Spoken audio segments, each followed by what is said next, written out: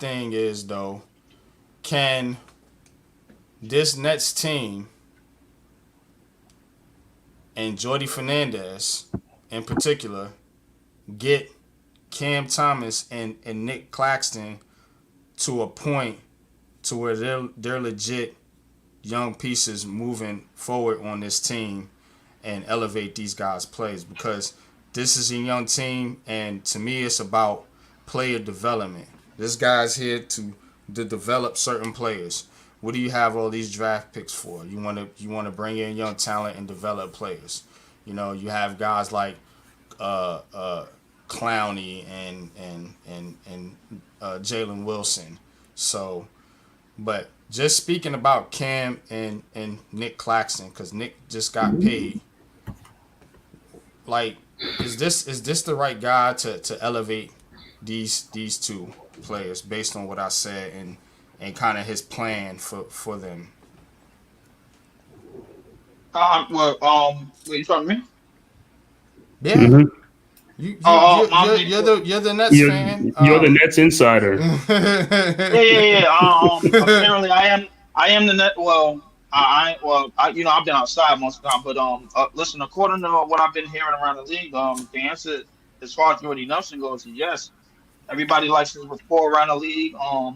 He's been voted the top assistant by coaches and by GMs. Players like him.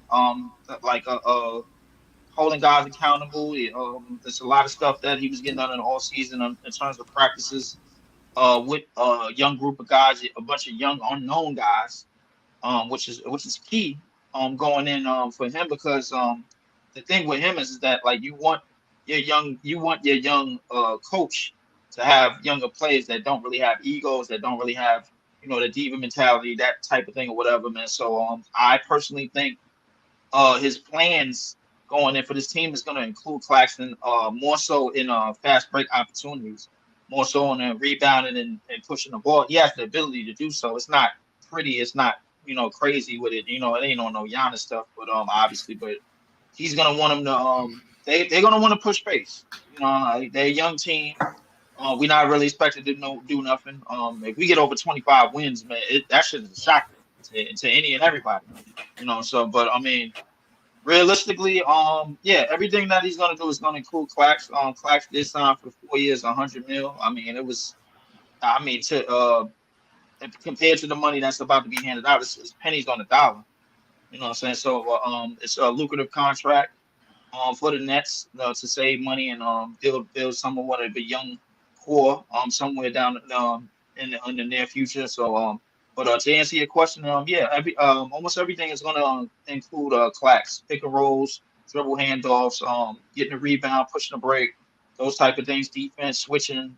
Obviously, Clowney can do a little bit of the same, but we're gonna see it's mostly but just the key word in all of these players and this team is development. That's the key word, and that's what that was the coaching staff and Jordy Fernandez is going to be looked to be doing for the foreseeable future. So we're gonna have to see how that go. Yeah. Yeah, appreciate you, man. Definitely, man. I think the expectations is low for this Nets team, and I think that's good. It'll allow them to play freely. You know, it'll allow the coach to not have as much pressure on him. He can coach without a bunch of noise in the media. Nobody expects his team to be good. So again, man, it's setting up good. I do want to ask you this: are you out on Cooper Flag, Leaf? Um, Not as the number one pick, no, but as a pick for our team, yes, I am out on him because Ace Bailey has spent at least the last couple of months impressing me almost every time I've seen him. That's not to say anything about Cooper Flag. I think Cooper Flag already defensively, he can do a lot of things. Um, Offensively, I don't think his ceiling and his ability is nowhere near what Ace Bailey is capable of doing right now or can do in the future. When I see Ace Bailey, man, I'm seeing almost all the comparisons, and I don't want to name the names right here, right now, but I'm seeing all the comparisons what he can lead up to. This draft may potentially be um the first three players out of this draft may all be hits for whatever team they go to. But I'm also looking forward to placement. I think as far as placement, I think Ace Bailey and Dylan Harper, either one of them are a better fit for the Nets and better fit for this town and then better fit for this fan base than a Cooper Flag. If we get Cooper Flag with the number one pick, we're gonna be looking for him to go off right away because we're starving like that. But that's how hungry Brooklyn fans. Come on, but like Brooklyn, anything is hungry like that. That's how we get down. So I don't want it to be that. I just want it to be okay. We got a player that we know is going to be something, but it might be maybe a year, maybe 2 years, maybe three. Who knows, man? So we'll give him that time lapse. I think with Cooper Flag, I don't think we're going to be as lenient with him. You know what I'm saying? So, but in terms of Cooper Flag, I'm not out on him as the number one pick because I believe whoever gets the number one pick is getting him. I'm out on him as who I want for this team. Now, here's my thing. I think you're right. I think it's gonna be a pretty long season for the Nets with a lot of losses. But the NBA is a lottery. And if you don't get that first pick, what is the plan B for the Brooklyn Nets? To me, like what I need to understand that because it's no guarantee you're gonna get Ace Bailey. I know that's the prize, pick for Nets fans, but I that's who I would prefer myself.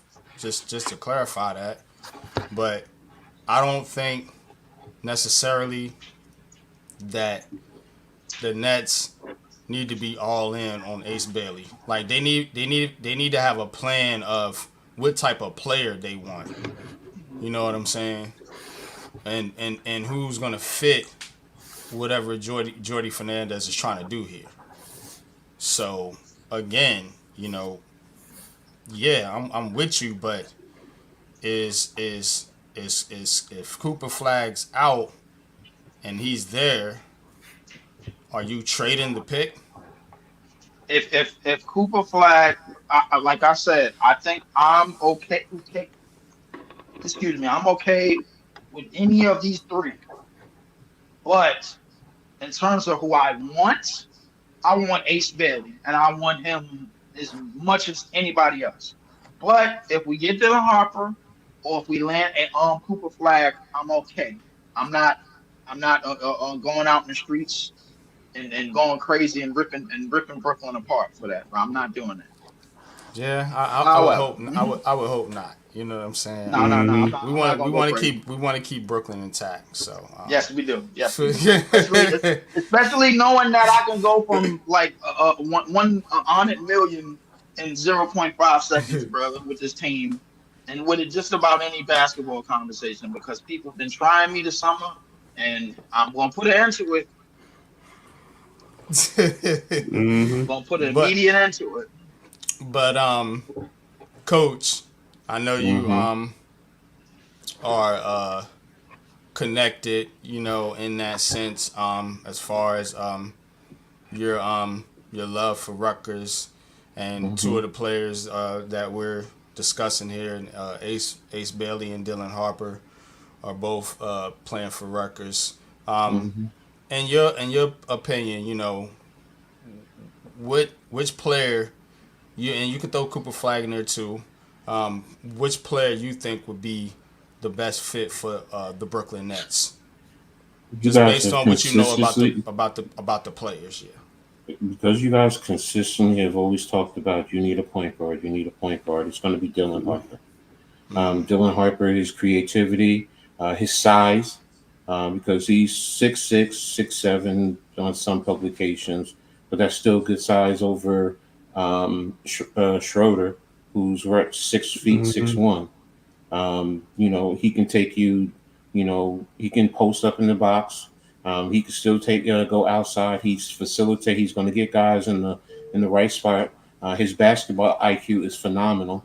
So, and you look at him and say he's thickly built, but he's strong. He's strong, and he can take contact and still continue to the rim. So, um, based off of that, now as far as a bigger upside, I understand about Ace Bailey because Ace is just dynamic, and I'm intrigued to see what he's going to do, you know, at Rutgers this year. So, and how this team is built in around both of them. So, Ace is a three-level player. He can play in the box. He can face up. He can dribble. He can shoot. He's a good help defender. Very athletic, can leap out the wazoo. So realistically, you can't go wrong with either. But based on the fact that you guys were always talking about a point guard, I would say Dylan first. And that also allows Cam to, play more off ball. And you can facilitate for him and do a whole lot of other things, and he can still handle the rock and still bring it up, and they can play off of each other too. So. Um, Breezy, I sent you the link on Twitter if you want to join the basketball conversation. We're gonna talk basketball for a little bit, and then Coach gonna get in the Mhm. coach's corner. Then we're gonna wrap it up. But yeah, I kind of agree with Coach. Like, I want a point guard, bro. Like that's like I think Cam Thomas can be a playmaker, a better playmaker, I don't think he can be the primary playmaker on the team. You know what I mean? And I want a true point guard, man, that can dictate the pace and the tempo of this team.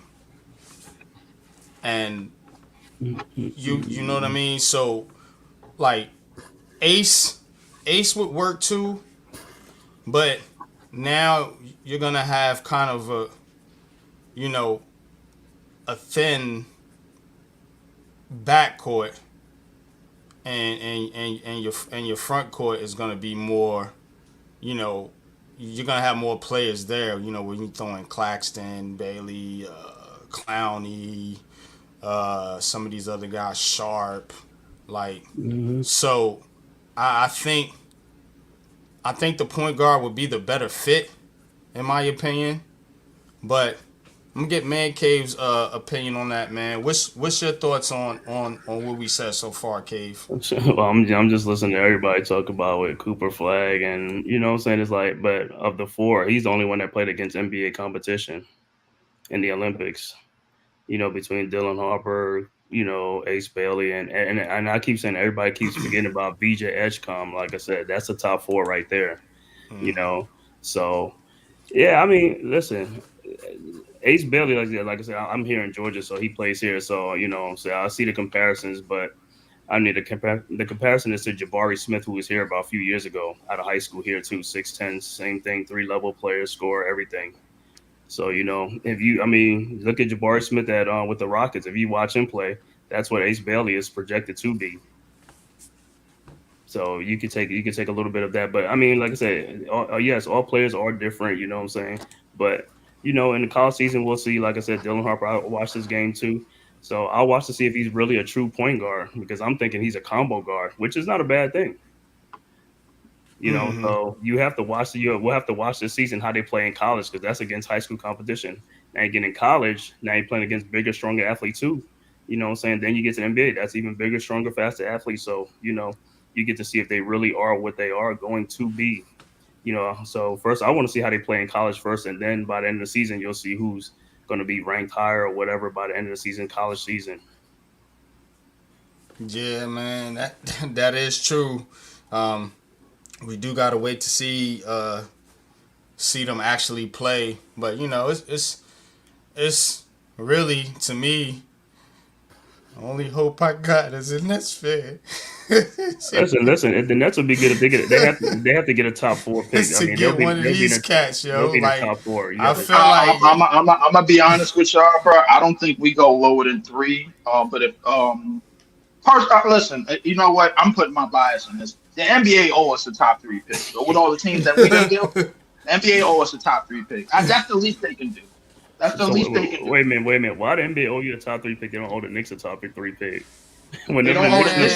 they don't owe the Knicks nothing. I'm saying They whenever don't owe the Knicks. They don't owe the listen, Knicks a top 3. They don't owe the Knicks a top 3 pick because they already screwed up a #1 pick years ago. So like that's null and void. no. What I'm saying is like we always like everybody when we get a top pick, it's a conspiracy. We got it one damn time as a conspiracy. It's a conspiracy. The Spurs get it every year, nothing happens. Oh, it's good. It's the Spurs. No. It's a conspiracy too over there. But the thing is, people don't acknowledge it because the thing is, New York is the bigger market. San Antonio, nobody's paying attention to San Antonio until they win. That's the problem. That's the reality of the situation. They've been winning. Yeah, no. The reality is that they've won with one top one. Well, technically 2, because they had David Robson. You want to count David Robson, but realistically, Wemby hasn't turned into neither one of them yet. So we gotta wait. That's number 1. Number 2, the thing is, they deserve us a top pick because we have been helping out teams that have winded up winning championships. Bro, Boston was. I know. Listen, I know. You know the last top 3 pick the Nets have had. Trivia. Derek Favors. Yep. Huh? Derek Favors. Yeah, Derek Favors. If I'm not mistaken, that was back in 2010. Oh, the last person remaining in the league in that draft is Paul George, by the way. And the last #1 pick was Kenyon Martin. That was a good pick. Pretty good. Yeah. That was a good pick. Pretty good pick. Yep, absolutely.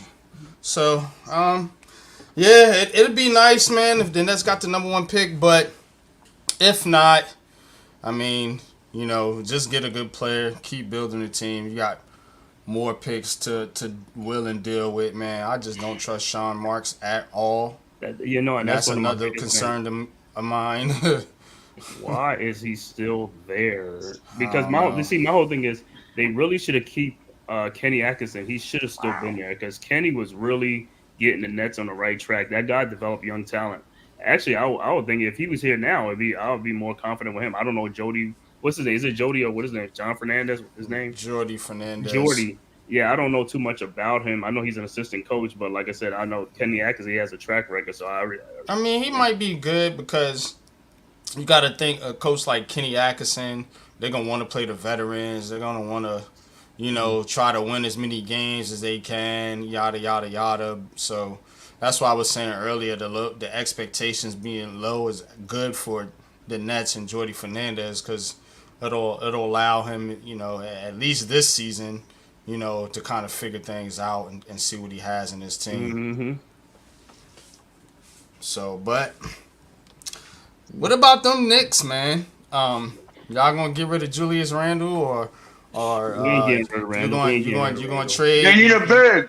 You gonna trade for a big man? That's what I was gonna say. Y'all gonna trade for a big man? Talk about them Knicks, man. Mancave. I think that's the only thing they're gonna do is try to trade for a big. You know, they're not too confident in Jericho Sims. But as far as Julius Randle, he gonna be here this year, man. I mean, I know people want the Knicks to get rid of him. I want to see what he gonna do with the Knicks, a healthy team. I want to see what he gonna do first before they get rid of Julius Randle, which I doubt they will. Because at the end of the day, Julius was here when nobody wanted to be here. You know what I'm saying? Athletes like that, you keep athletes like that. You know, but as they make a trade, I could see Robert Williams. I mean, Walker Kessler would be great from Utah, but I know they want an arm and a leg because he would be great for the Knicks as far as like the defensive presence and stuff like that. He's a young player, you know. So, but as far as the Knicks, hey, only thing I want is health. We got health. I don't care about nothing else. And Knicks fans ain't even worried, not one damn bit. If we healthy, we ain't worried one damn bit. See, that's the problem with y'all right now, bro. You talking about ifs. What's the problem with us now? That's the problem with y'all right now. Y'all talking about if. That's imaginary friends in my book. That's what it's called. We all be, I know. If it was a fifth, we all be. I know. Yeah, that's what I said. Yeah. That's what I said. All we want is health, man. That's all we want is health. That's all we want. All y'all want is help. Why does it seem like I'm the only one that knows how this shit is gonna end? But I gotta keep it to myself because I don't want to spoil anybody. Yeah, let's let Coach get in there real quick, man. And Coach, going into the season, man, what's your expectations for this New York Knicks team? And do you feel as though they need to make a trade for for another big man? Yanka Dare. Don't say that name.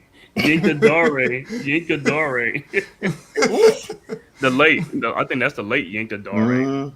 Oh, I think I remember. Oh man, Play for the Nets. Oh my God! My God, man! Yeah, I forgot about that. I remember Leaf.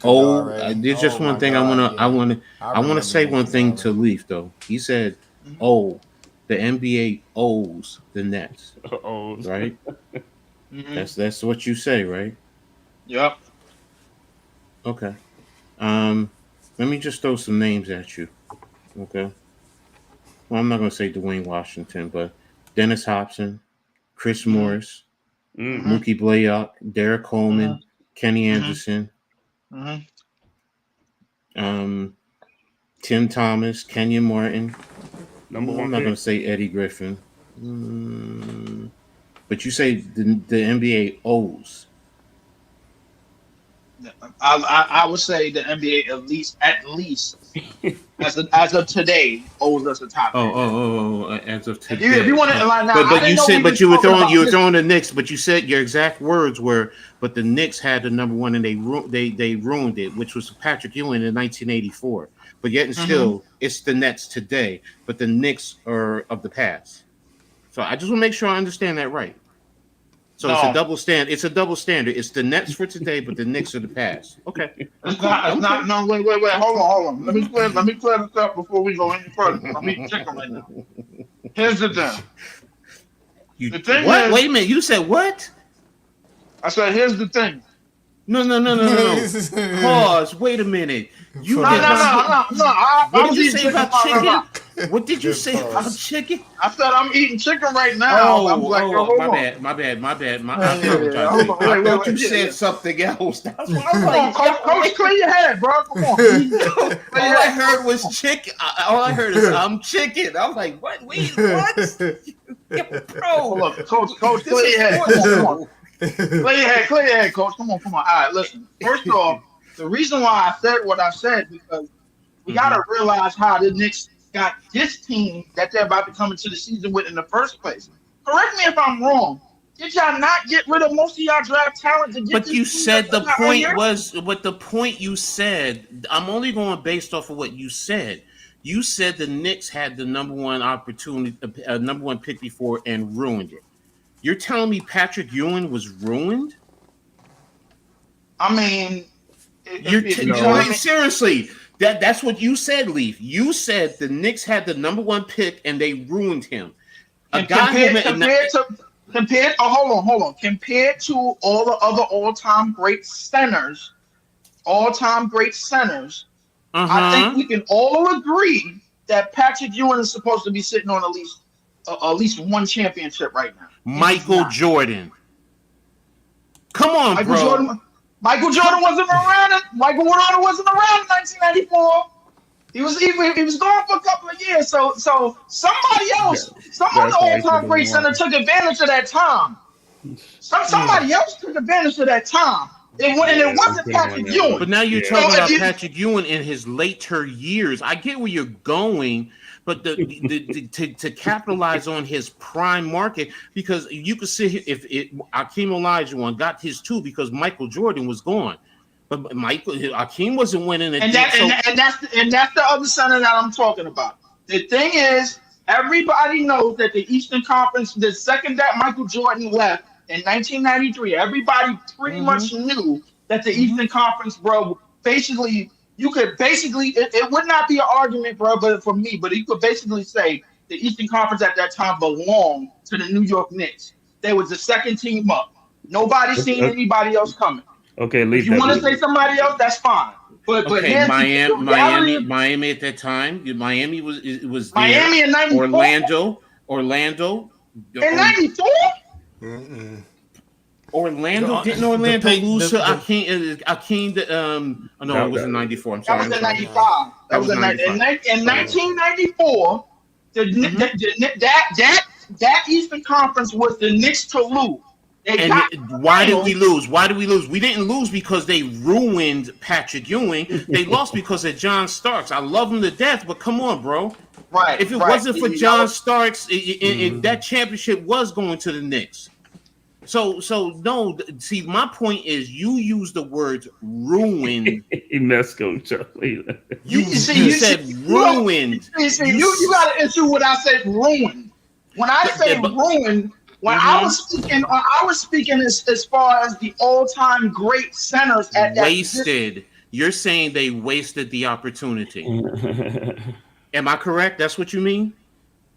I mean, you could call it that. I mean, but because listen, I said what I said initially.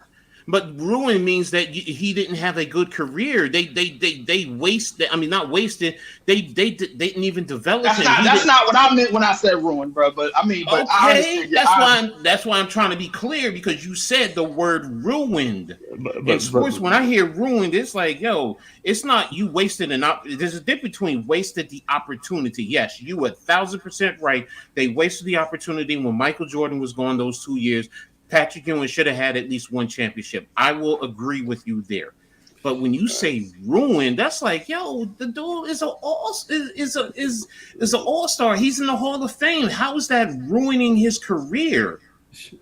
Coach, look at it. We only had one overall pick in 40 years. Yes, and you guys had at least had two.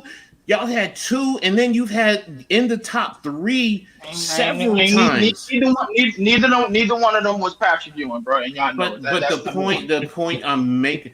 Okay, Derek Coleman, when he came in, was coming into, he should have been. His game should have gone even further, man. Kenny Anderson. His game should have. Okay, then. So Kenny Anderson. Well, Kenny Anderson, Coach Anderson, love him to death, but I don't know. I think we can all sit up here and agree. Derek Coleman, as good as he was, Kenyon Martin is as good as he was, as number one picks, were never going to be what Patrick Ewing was. Derek Coleman should have been. Derek Coleman should have been. If you want to say recently. Yeah, recently. Go ahead. Because since 2010, with that Derek Favors pick, the Nets have not picked in the top 10. They haven't picked in the top 15. Okay. Now, in a lot of those years, they haven't had picks. That's what I was about to say. That's neither here nor there. But they did have picks, and they still had picks in a lot of those years too. But that to Lee's point, if you're talking recently, I'm not talking recently. It was just recently, and the question about trading Julius Randle. What did I say? NYG constantly. I said you can't trade Julius. I've even said that I see what New York is doing to try and trade Julius Randle right now is idiotic right now. He's your number two scorer. He's your legitimate number two scorer, and there's no there's people want to say, oh, he doesn't fit, and I always go back to the same thing. Once you did that trade, now the only difference is you brought in Bridges. That's the only difference. Mm-hmm. But prior to that, the Knicks were 20-3 before everyone started getting hurt. I get that. I understand that. But my point being was they had the chemistry. They were developing a certain level of continuity. They were playing good defense as well as playing good basketball offensively. So injuries is what derailed the Knicks last year more than anything. It wasn't Julius Randle being a black hole and taken away from everyone else's. No, Brunson took control of this team, and you know what? Julius fell in line. He knew he was the number two. And you know what, Coach? I agree with everything that you said, 100%. Injuries is what derailed this team last year. And that's exactly what's going to derail this team again. It's because of their style of play and their head coach. I know what's going to happen. But here, no, wait a minute. See, now, because you're going to say the head coach because what? He uses up his starters all the time, right? That's where you were going with that, right? Am I correct, Leaf? You're saying he runs down and he wears down his starters, correct? No. You know, no. I wasn't even gonna go there. I'm gonna say, Okay. but because if he's bad damn luck anyway. That's what I was gonna say. He's All bad right. luck. Then now we're talking luck. I'm just talking about in terms of, because everyone who says that, they say, well, he's always wearing down his starters. Last year, hello, we were one of the deepest teams, and one of the reasons why we made the playoffs is because when the starters got hurt, he relied on the bench that came in to be starters. So when you're going 10 deep, 11 deep last year, when you lose three guys from your starting lineup, guess what those other guys are doing? They're going to the starting lineup. So you went from 10, 11 down to 7, 8 that he depended on. So that's the thing that right now, the concern, you want to say legitimately, is a backup center. That I agree with any. But everything else, realistically, he goes at least 2 deep on everywhere else. Now, if Jericho Sims can develop, if he legitimate, if everything that he's shown, and I get it, you still have to put it on the court. He still has to produce. But if he does, then okay, fine. That eases some of the concerns. It doesn't take it away. I still think you would need another center, just in case of anything. But yes, injuries are a concern. To your point, Lee. Whether it's with OG, whether it's Mitchell Sharp, you want to throw in Julius Randle because he's always been out the past 3 years, if I'm not mistaken, Mancave. He's always going out in the playoffs the last 3 years. So that's legitimate. You're right in reference to that. I am concerned, and I think most Knicks fans, they are concerned with That's all we injuries. say. Health. That's all we say. Yes, Right. we all say health, but you're right to that point. But if everybody is healthy for the most part, you can't tell me the Knicks aren't a deep team, and Tibbs hasn't been using a deep team. Now, if you want to say his style of play, okay, but they play defense. And defense, am I correct? You've always told me defense is effort than anything else. Am I correct? Absolutely. So, I always tell you that. But the thing about today's NBA, the way the mhm. Knicks play defense is mostly like, okay, let's just win this possession. When you play defense like that, the thing is you're prone to a bad fall, a bad landing, just that, like maybe something going wrong. And I start to see it. I don't know what it is, man. I just kind of Orlando plays the calculate same type of every. defense. Go watch Orlando. Orlando actually plays the same type of defense as the Knicks. They do, and that's one of the reasons why Jonathan Isaac can't stay on the court for more than 25 minutes or can't stay healthy So, for most of in his career. essence, what you're Okay. saying, Leaf, in today's basketball, I'm only talking about today's, not old Yeah, today. school. Yeah, yeah, Today's today. basketball, realistically, it's not about playing defense. It's just basically just going down and Winning the, playing. winning the possession. It's really not really playing hard Mm-hmm. physical defense. That's what you're alluding to. Like that Philly, New York. Most fans, they're not used to that. That's old school. We all are used to that because we grew up on that, and for the most part, we probably all love that. But a lot of other fans, they don't like it because they want to see offense, Mm-hmm. That's true. and That's true. that's where, okay, you're right in terms of the level of physicality. Okay, I'd rather have guys be physical and give me their all on the defensive end and set hard screens and move the ball the right way on offense than anything else, than all this other type of basketball, because it leads to ISO ball. It really does. It Yeah. leads to ISO ball, and that's why teams are easy to defend. They really are. But when you start moving the ball and fighting through screens and everything, that's why a lot of teams don't want to do that. They don't want to fight through screens. Mm, That's my opinion. So Facts. y'all are yeah. more all basketball experts than I am. But I'm an old Nah. school grizzle, fat type of guy who just likes physical, dirty basketball. Yeah. Physical, dirty, funky, stinking, nasty basketball. Yes, there you go. There you go. There you go. But yeah, man. So we're gonna get ready to wrap up here. We're gonna get into Coach's Corner. So without further ado, Coach, do you have your notes and everything ready? I have notes and I have my Let's get it, Hopefully, coach. some images. Hey, coach. I ain't forget about Ruckus this year, man. I'm Mm-hmm. stay tuned to the schedule. Mm-hmm. Try to get my new schedule for work, man. But I'm gonna stay tuned to the schedule, man. But I'm gonna Gotcha. let you take it away, man. Mm-hmm. All right, man. So, without further ado, let's get into it.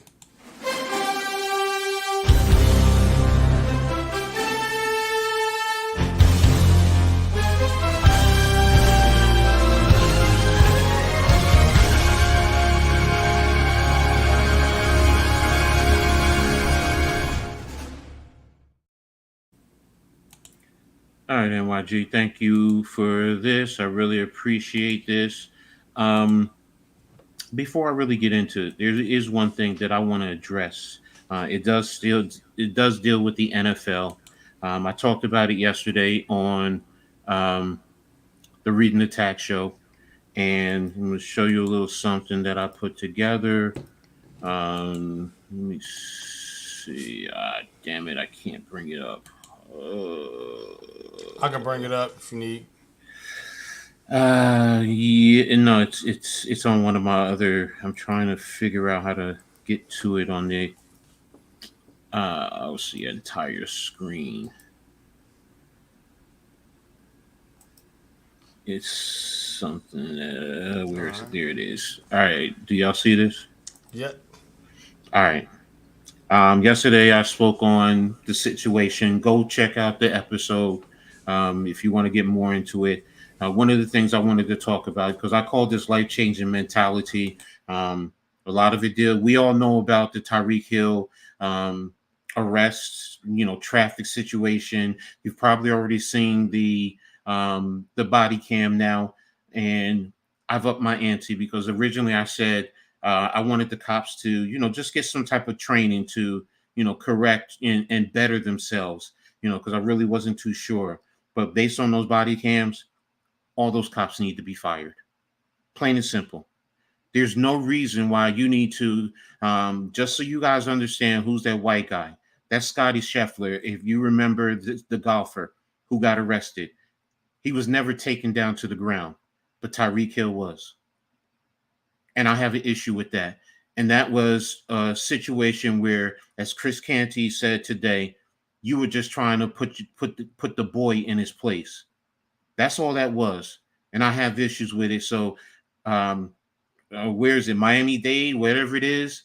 NFL, you need to get behind them and you need to speak out about this. And you need to demand that all those cops lose their jobs. And I'm going to take it an even step further. They should never work in any form of law enforcement. I don't care if it's CIA, FBI, another police department, correctionals. I don't care if it's as a security guard or as a bouncer. They should never be allowed to, quote unquote, protect and serve, because they have destroyed the trust. So that's all I wanted to say about that. So let me get into Coach's Corner for you guys now. I'm going to start out with the New York Liberty, as I usually always do. So going into the playoff, Liberty, today they had a game against the Dallas Wings. New York, let me bring up the standings for you guys. And here we go. New York was standing in at 29-6. Well, they won tonight, so now that's going up to 30-6. So they're further solidifying themselves in the playoff positioning. So this past week, Thursday, they beat the Wings 77-70. Then on Sunday, they won a big game to sweep the season series against the Las Vegas Aces 75-71. So, they continue to maintain the top regular season spot, as the season winds down. They do have a tough test coming up this coming Sunday against number 2 seed Minnesota, who actually won today also. Now, it is going to be at the Barclays Center in Brooklyn. So it's a home advantage. Hopefully the fans will go out there. Minnesota has given New York problems. I think right now with the Commissioner's Cup, I think they're up 2-1. So, but it's a big test. And this is what New York is going to need as they gear themselves up for a run in the playoffs. and hopefully New York's women's basketball first championship, because New York definitely needs it. It's been a long time coming, in reference to that. So hopefully we will go ahead and get that taken care of. Now, during that course of that time, Brianna, where is it? Brianna Stewart. I lost the image. So Brianna Stewart, though, over the course of the last 10 games, not including today, she's averaged 22 and a half points, 8 rebounds, 3.4 assists. So she's really gearing herself up. Tonight she had 27 points. So that's a big thing. Right now I'm projecting that if New York wins 3 of the last 4, they're definitely going to solidify the number 1 because of Minnesota right behind us. And if Minnesota loses, I think it'll get down to 2. So and the last thing on the Liberty, just a little fun fact I want to give you guys and bring it up. Da-da-da. This deals with Sabrina Ionescu. Something pretty exciting, which, I found very interesting. And, I was like, oh, I really didn't realize that. So, and it deals with, bang, here we go. She's 5th now in franchise history with 789 rebounds. And she's been in the league, this is with her 4th year, I believe it is. So, I would have thought New York would have had more people or more players who moved up the rebounding ladder. But kudos to her. Congratulations to her. Now, again, these does not include tonight's stats. So, just add on to it if you want to go take a look at tonight's stats for Sabrina Ionescu and the Liberty. So that's that in terms of the New York Liberty. Next, we're going to go ahead and talk about the WNBA. Let me bring back my screen for the W. And it deals with starting with, for those of you who don't know, it's a tough deal for the Chicago Sky. Chicago Sky, who currently sit in the 8th spot, they lost their leading players in rookie forward Angel Reese.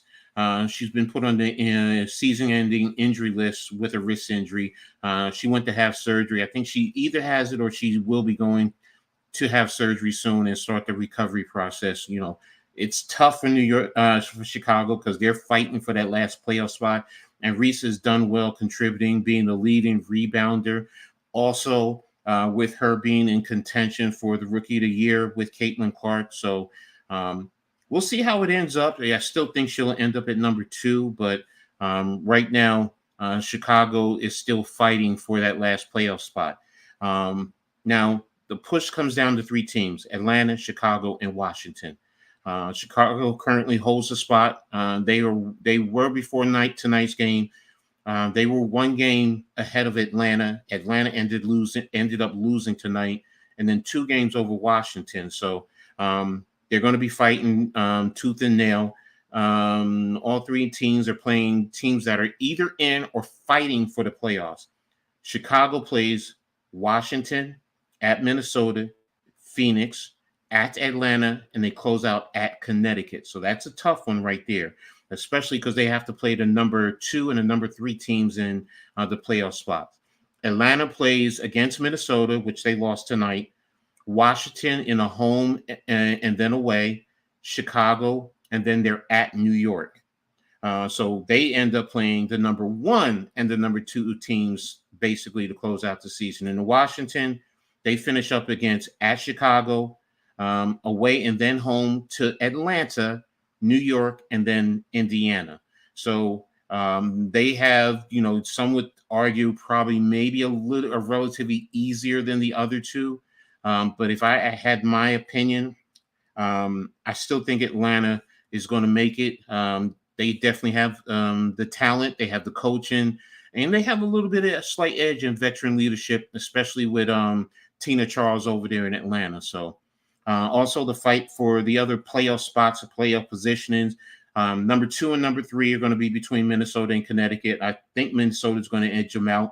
And with number 4 and 5 with Vegas and Seattle. Those are pretty much are going to be a dogfight down the wire.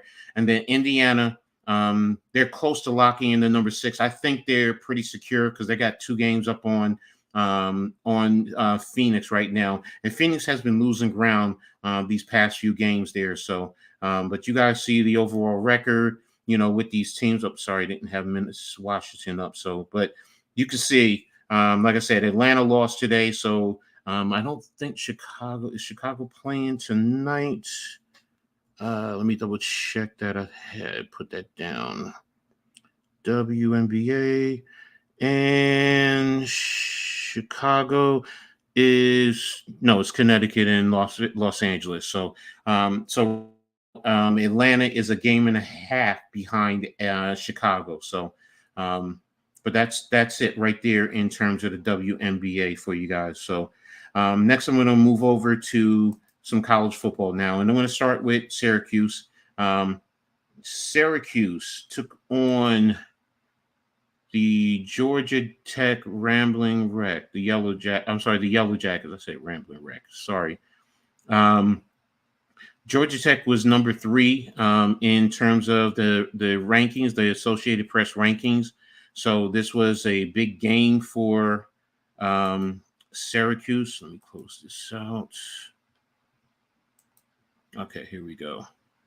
And Syracuse ended up victorious, coming away with the win, 31-28 against Georgia Tech. So right now, Georgia Tech falls to 2-1 overall and 1-1 in conference, while Syracuse falls to moves up to 2-0 in overall and 0-1 in the conference. Now, offensively, the Orangemen were led by quarterback Kyle McCord, transfer over from The Ohio State University. McCord went 32 of 46 for 381 yards, 4 touchdowns. He also rushed 3 times for 10 yards, no interceptions. Now, during the course of the game, Syracuse actually jumped out to a 21-7 lead in the second quarter. McCord in that first half threw 3 touchdowns. He ultimately threw 4 for the game. And he was very effective and decisive, in terms of his overall play. In terms of the overall yardage, I had it there. They went for, 500 and where was it? They went for 515 yards of total offense. Where was the stats? I had the stats all set. Or was it in the other one? All right, I have it written down. But again, image, don't want that to show. But in the game themselves, they went for 514 yards. There it is. They accumulated 514 yards of total offense. So, they pretty much dominated this game offensively against Georgia Tech. So that was a big thing. Now they need to work on their special teams because Georgia Tech blocked a field goal and a punt and recovered an onside kick. So that's something that they definitely need to work on going forward. And to close out the Syracuse, NFL Hall of Famer, Dwight Freeney, ended up having his jersey lifted up into the rafters for the. That's something special there. That was a ceremony that was done at halftime. So he played for Syracuse. Yes, he did. He played for Syracuse University. So wow, that was big. I remember him very much so back in the day. So he was a dog at Syracuse, trust and believe. So next up for Syracuse, they actually host Stanford September 20th in Syracuse. That'll be a 7:30 kickoff. So I believe that's a Friday night game, if I'm not mistaken. Week 4.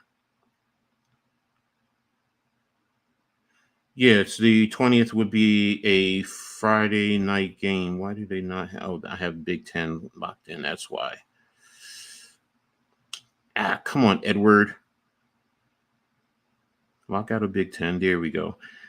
Yeah, they're going to be playing. They're going to be hosting Stanford Friday the 20th at 7:30. So This will also be an ACC conference game because remember, Stanford is now part of the ACC. So kind of strange, I know, just like with the Big Ten, it's strange. So, but it's part of the business of doing college football nowadays. So, but we'll see what happens.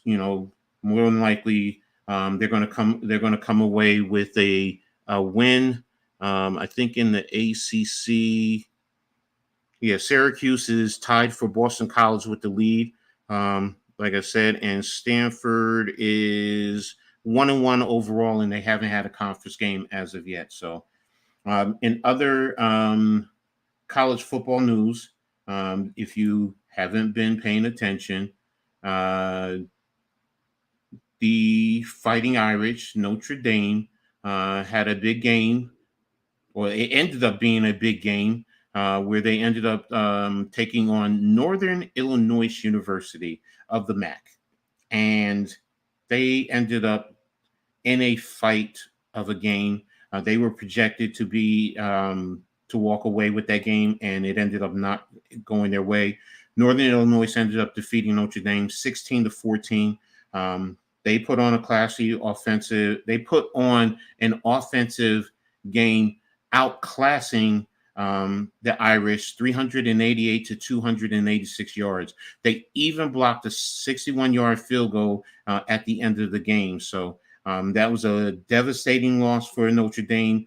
As many in the fan base have begun questioning if head coach Marcus Freeman is the right man to lead the program. So it's a big loss, and I'm going to be keeping an eye on them and how Coach Freeman, how he adjusts and where they go from there. The other big game, the Texas Longhorns went into the Big House, which is in for the University of Michigan. They completely dismantled Michigan, 31-12. The Longhorns jumped out to a 24-3 lead in the first half. Quarterback Quinn Ewers, he went 24-36, 246 yards, 3 touchdowns, no interceptions. Texas rushed for 143 yards and 32 carries and a touchdown. I mean, final score to me was not even close as the final results. Even for the Wolverines, their quarterback play, it seems to be a major issue, in terms of their development. Quarterback Davis Warren, while he went 22 or 33 for 204 yards, 1 touchdown, he did throw 2 interceptions. But the biggest thing for me was the rushing for Michigan. They only gained 80 yards on 23 carries. Donovan Edwards, who was considered a Heisman Trophy candidate going into the season, he only accounted for 41 yards on 8 carries, no touchdowns. So this win for Texas is the first against the reigning national champions since 1998. So that's a big thing for them. So, and the last thing in terms of college football games, Nebraska took on Colorado, and they took them out deep in the woods and put a complete smackdown on those Buffaloes. Quarterback Dylan Raiola played above his class because he's a true freshman. Now, his passion was efficient as he went 23 of 30 for 185 yards and 1 touchdown. Now, to further expand on this performance, though, this was about Nebraska dominating the line of scrimmage on both sides of the football, man. Totally dominated Buffalo up front. So, and they were very physical with them. Colorado ended up losing senior safety Shiloh Sanders to a broken forearm, and some projections have him out 4 to 6 weeks. So I don't know. I'm going to see where that goes from there. So final thing I wanted to talk to you guys about is Coach Ed's college football rankings. So I'm going to give you guys my rankings right now. Let's bring that up. Oops, not this window. And damn it. Oh, here we go. Window. Here we go. Got it. Can you guys see it? Yep. Yes. Okay. Yep. Right now, the bottom five are Boston College at 25, Iowa State at 20, Nebraska at 23, Clemson at 22, Washington at 21. Going into 20 is Louisville.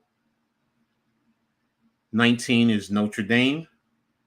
18 is Michigan. 17 is Arizona. 16 is LSU. Oops. 15 is Kansas State. 14 is Oklahoma State. 13 is Oklahoma. 12 is USC. 11 is Miami. And going into the top 10, you have Utah coming in at number 10. Oregon at number 9. Missouri at number 8. Penn State at number 7. Tennessee at number 6. Ole Miss at number 5. Alabama at number 4. Ohio State at number 3. Texas at number 2. And we all can figure out who's number 1. Georgia will be number 1. So that's my top 25. How I see it. Go ahead and rip it apart. I don't care, but that's my opinion and how I feel about it in reference to that. And the last thing I'm going to touch on today, it's going to be college football also. And it's going to deal with my Scarlet Knights. You knew I was going to go there. If you didn't, you're crazy. You're fooling yourself. Couple of things that I want to talk about. Where's the... Here we go. Rutgers took on an unmet program, and they played Akron, and they defeated Akron 49-17. So, was a big game. The reason why this game was so dominant by Rutgers, running back Kyle Monangai rushed for 208 yards on 27 carries. Let me make sure. Do I have everything right? There it is. That's what I was looking for.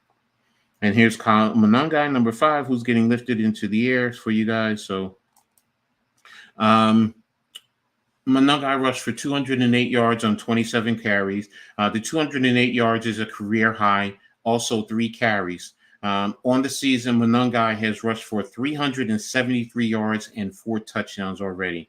Also contributing offensively was quarterback Ethan Kaliakmanis. He threw for 3 touchdowns to contribute with what he did. He was 14-23 for 230 yards. He also threw an interception to go along with the touchdowns. One of the things I wanted to talk about with Kaliakmanis, he had one of the most beautiful passes in a long time in Rutgers, in the Rutgers fan base. He was a 58 touchdown, 58-yard pass to wide receiver Chris Long. But on the play, Kaliakmanis pumped freight to Long to his right, and then Long got behind the defensive back, and then Kaliakmanis just put the ball in the air over the top, where Long just caught it right over his shoulder, right into his hands in perfect stride, and the defensive back was left falling and flailing and ended up flat on his face, and then Long just basically glided into the end zone. And it's something that Rutgers fans haven't seen in a long time and have been craving for. We weren't able to do this last year, and now we see that you now have the opportunity to open up the passing game. So, and that's going to send a big message to the other schools that come in and play against Rutgers.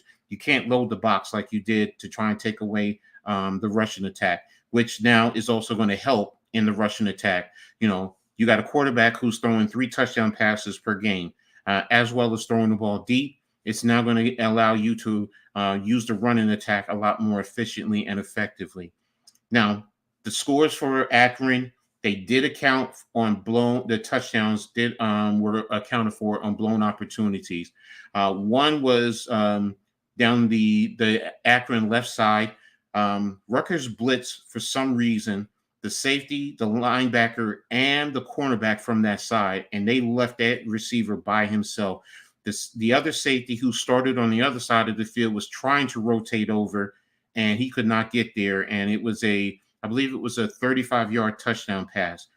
It baffled me. I don't understand why. I think it's a blown coverage. So Rutgers is going to have to clean that up.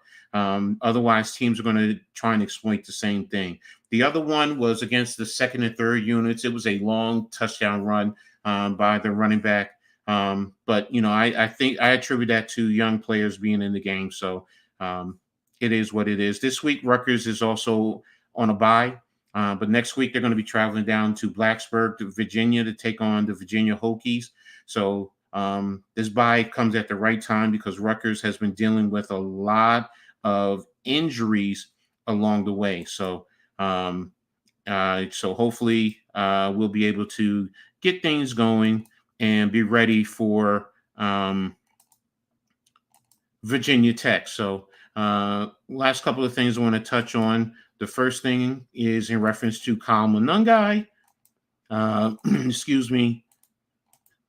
He has, by the East-West Shrine Bowl, he has been designated the Offensive Breakout Player of the Week. So it's a great accomplishment. And the Shrine Bowl is one of the top bowl programs that looks at all the seniors. And, you get invited to the Shrine Bowl, and a lot of scouts are at that game. So, this is where a lot of professional scouts start to really get to pay attention to some of the guys, a little bit more in detail. So, you're at, this, during the practice, the routine, just like with the East, West, all the other different bowl games. So, but congratulations to Kyle for winning this award. Next thing I wanted to touch on, it deals with Ethan Kaliakmanis. Two of them. Wait a minute. Where is it? Here's the first one. And found it very interesting because it deals with a little bit of history for Rutgers. Ethan Kaliakmanis is the first Rutgers quarterback with 3 touchdown passes in consecutive games since Chris Laviano since in 2015. And I didn't realize that it's been that futile in these past few years historically for Rutgers. The play has been atrocious. That's 3 touchdowns in the first game against Howard, and now against Akron. Now, when the talent steps up, I do think it's going to go down, but at least it's telling us that, he's a serviceable quarterback and he takes advantage of the opportunities that are presented to him. The other thing with Ethan deals with a little information from the night report. These are his passing numbers. When he's kept clean, he's 26 of 40 for 309 yards, 4 touchdowns, and interception. That's a 128 NFL rating. When he's under pressure, just like any other quarterback, he's 3 of 7, 68 yards, 1 touchdown, 1 interception, 78.3 NFL rating. Not blitz, 20 of 30, 218 yards, 3 touchdowns, no interceptions, 121.3 NFL rating. When he's blitz, he's 9 of 17 for 159 yards, 3 touchdowns, 1 interception, 100.2 NFL rating. So that's pretty impressive to me. People want to talk about, his game in a sense, especially coming from Minnesota. I'm not saying he's, the elite quarterback, but he's a good quarterback, and he's going to help benefit Rutgers in the long run. And the last thing I want to touch on is in terms of grading. Shout out to Mike Broadbent, one of the guys I follow. Rutgers continues to be one of the highest graded teams on PFF, currently at 93.9 overall grade, which places them 3rd in the FBS, behind only Ole Miss and the Ohio State University. So that's pretty impressive. And then when we talk about the offensive line, these are the starting offensive linemen. Tyler Needleham and Holland Pierce are the tackles, right tackle and the left tackle. Needleham is number 1, as you can see. Holland Pierce is number 22. Kawena Asamoah, he's the right guard. He's number 10. And Brian Felter is the left guard. He's number 43. And the center is Gus Zelinkas. He's ranked at number 29 overall. So this points to why Rutgers is doing so well is because of the offensive line. And who is the offensive line coach? Former New York Giants offensive line coach, Pat Flaherty. So, but that's pretty much it. That's what I wanted to give you guys today for Coach's Corner. Back to you, NYG. Good stuff, man. As always, Coach, man. Definitely appreciate you, man. So now I can ask you legitly, what's your thoughts on Rutgers versus Tech here, man?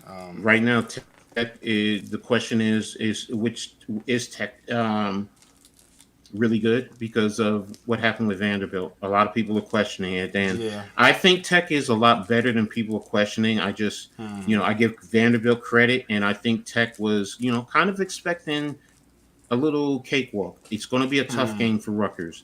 The atmosphere overall is going to be electric. That's what I was thinking about. But Rutgers is going to come in well prepared.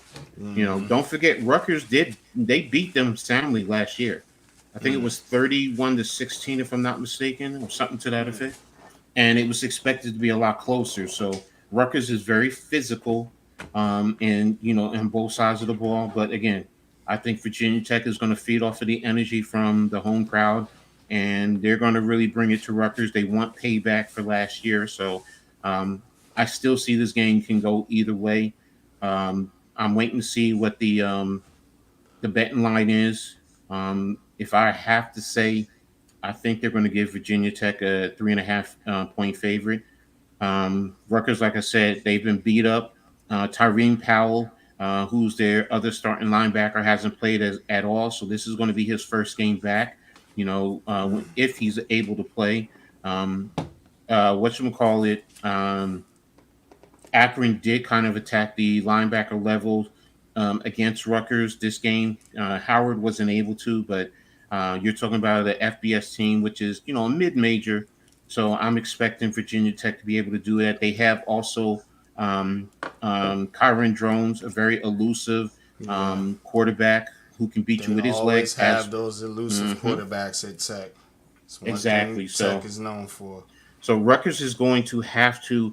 They're going to have to control the line of scrimmage with the run game.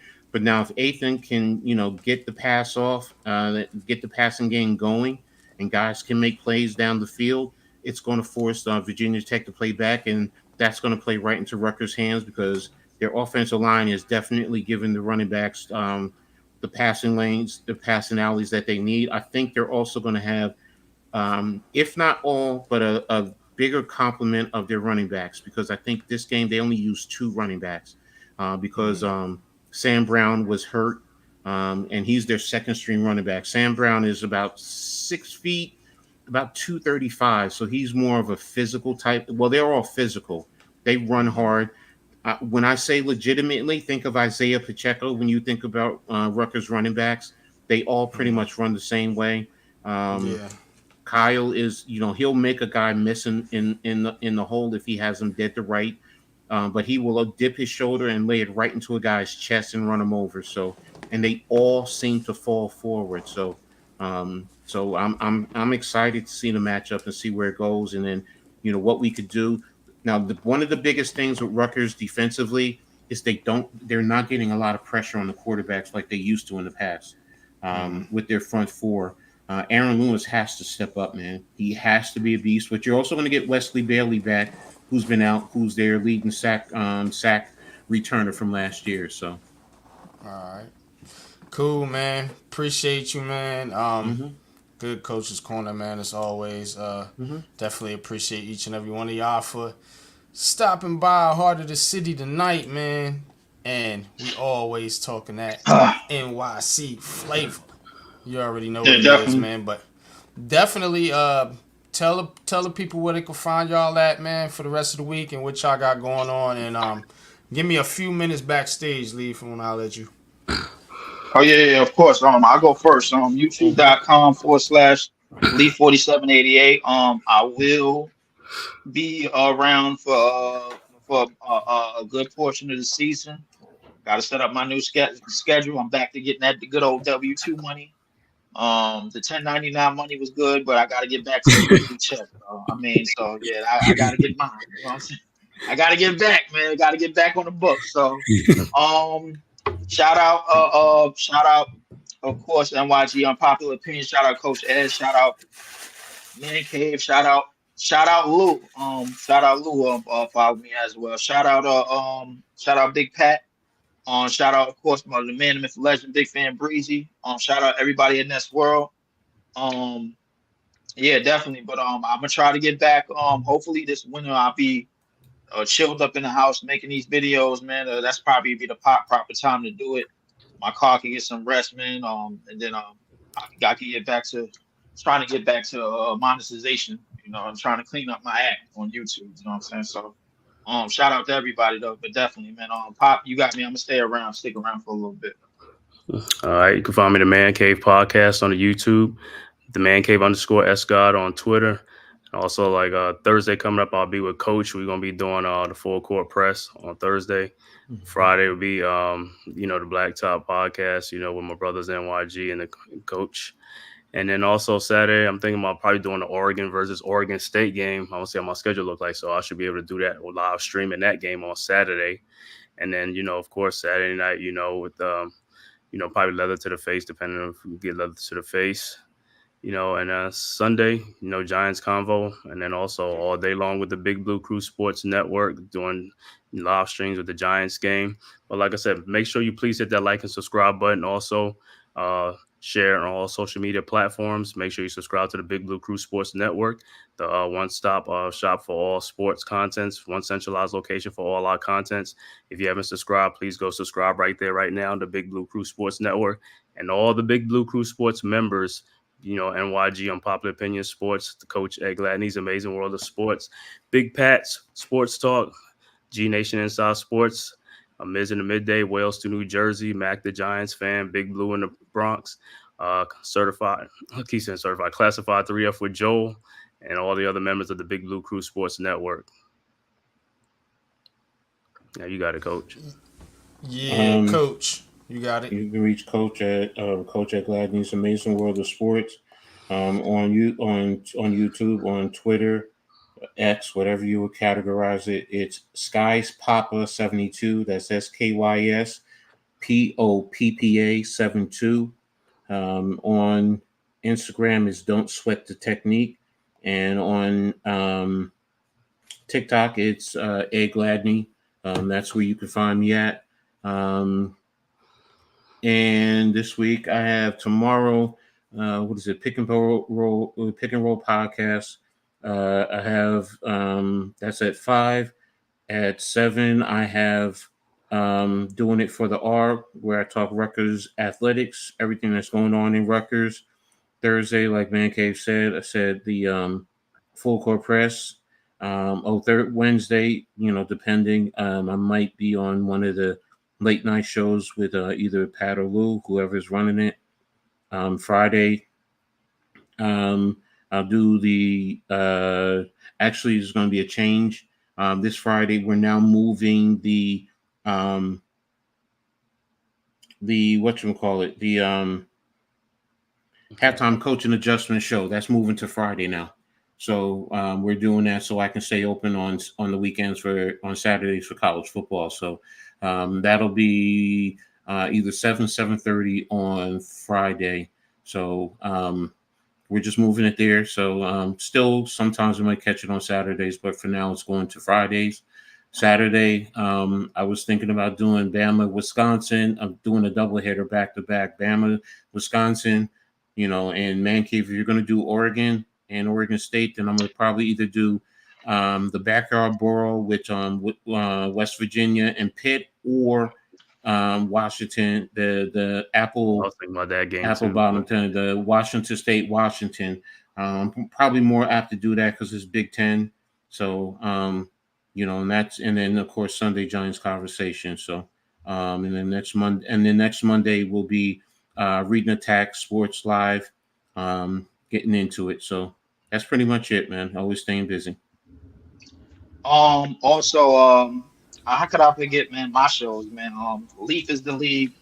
of course, man, I'm about I don't know how many episodes I'm into that, but I will be continuing my second season of Nets Visual. I did 68 out of 82 games last year. I plan on meeting my 65 game mark this year. If I don't, then yeah, I already know why.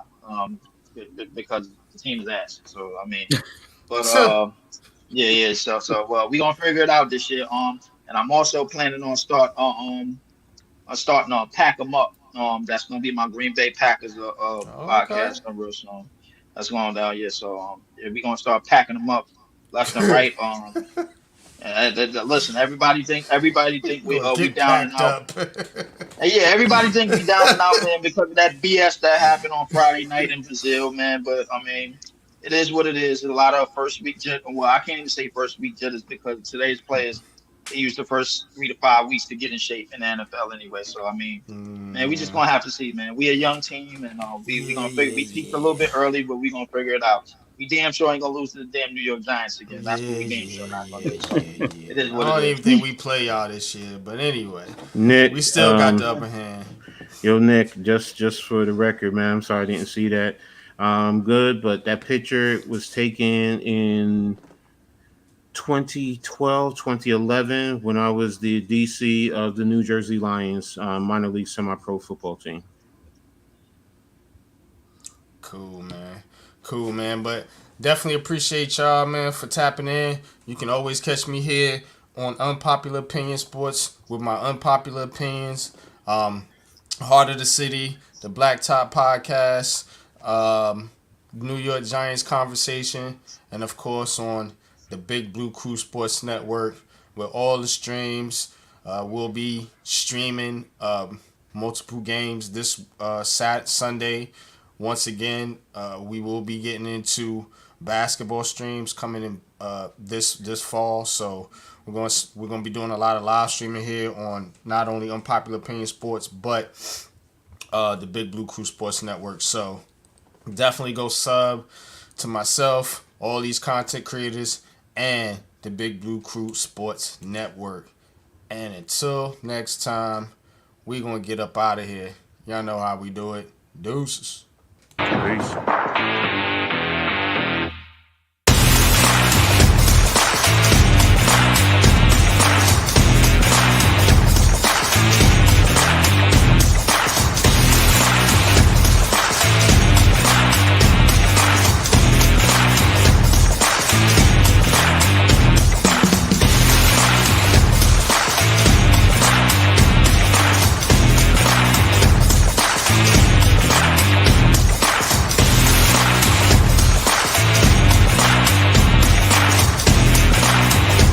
This has been a Big Blue Crew Sports Network production.